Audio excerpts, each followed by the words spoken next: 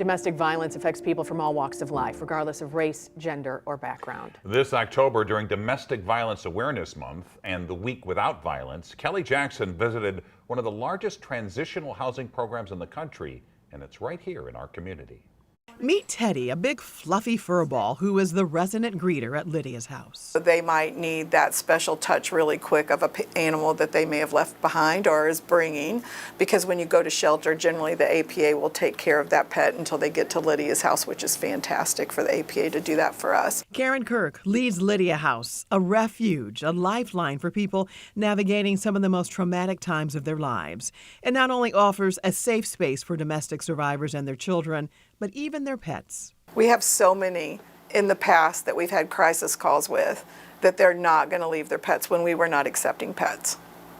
Yes, people are losing their lives because they won't leave, because there's not complete open sources for pets. In fact, only a small percentage of shelters nationwide are pet-friendly, which Kirk says needs to change. And she believes it's time to retire the outdated question, why doesn't she just leave? You leave your family, you leave friends, you leave your neighbors, your community, your schools.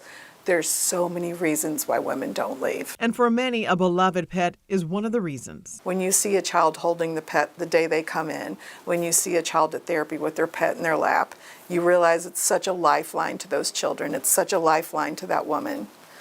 It's the best thing we could ever add to our program. Lydia's House has partnered with Purina's Purple Leash Project. That purple leash is the lifeline between that domestic violence survivor and their pet. The facility offers apartment-style housing, along with full support for survivors and their pets as they begin a new life together. Are they making pot pies? Chicken pot pies. Another step toward independence for survivors is Lydia's Ladle, where they gain job experience through making chicken pot pies and fruit pies side by side with the resident chef. The pies are a hit. About 300 pies are shipped out each week to local customers. They also have a health clinic on site offering care and comfort. This is so nice. I know. I bet they're just like, wow. They are. It just calms them down a little bit too. They have a lot to look at. With many leaving with just the clothes on their backs, there's a clothing room for women and children. Whatever they need, support, clothing, comfort, it's here. And healing. The more education, the more knowledge, the more we all talk about it and support those who are victims and realize they are strong people, we'll make a difference. Kelly Jackson, 5 on your side. 1 in 3 women and 1 in 7 men will experience domestic abuse in their lifetime. If you are a victim or know someone who may be, here is an important number to know. 1-800-799-7233. It's the National Domestic Abuse Hotline.